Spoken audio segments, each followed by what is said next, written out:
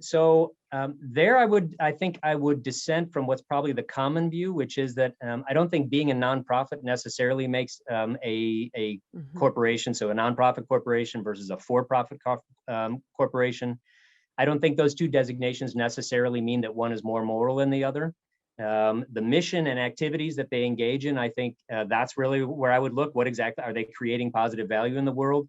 That can certainly go on, I think, in both in the for-profit world, but also in the nonprofit world.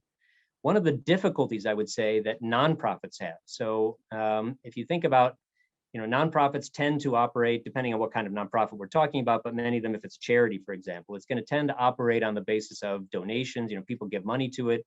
It takes the money that they get in the service of whatever its mission is, and it uses that money in the service of the particular mission that it's set up to do. One of the difficulties that nonprofits often face that is not exactly the same that for-profits face is that it's oftentimes difficult for a nonprofit to know exactly what the best way to spend its limited resources is, because they don't have, in the same way that a for-profit company would, they don't have clients or customers in the same way who can choose among different options. So Joseph Schumpeter, the early 20th century economist who's famous for the creative destruction phrase, he also talked about how in what can happen to businesses and markets, if there is a competitive economy, is that there's something that we might call back-end discipline. So not front-end discipline. Front-end discipline is legislation, regulation, where we try to limit what bad things, say, companies can do by not letting them do these bad things in the first place. Ruling them out by law or by regulation.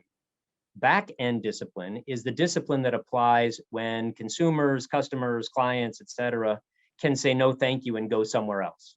So if the only way you can make money as a for-profit company is if people come into you and voluntarily are willing to part with some of their money for whatever you're offering, but they can go somewhere else if they want, then that imposes a kind of discipline on you. In other words, it means that you have to pay attention to what they're interested in.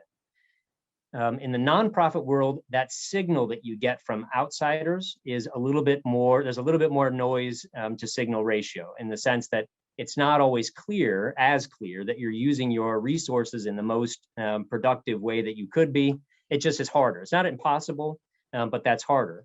I think that puts a little bit more of an onus on the people in a nonprofit to be constantly thinking about, they just really have to constantly think about, are we serving our mission? And is everything we're doing, every penny we get, to the extent we can, directed to the mission first and foremost? I think that's much more difficult. But I think in either case, either of them could be honorable or dishonorable, depending on the activities they engage in.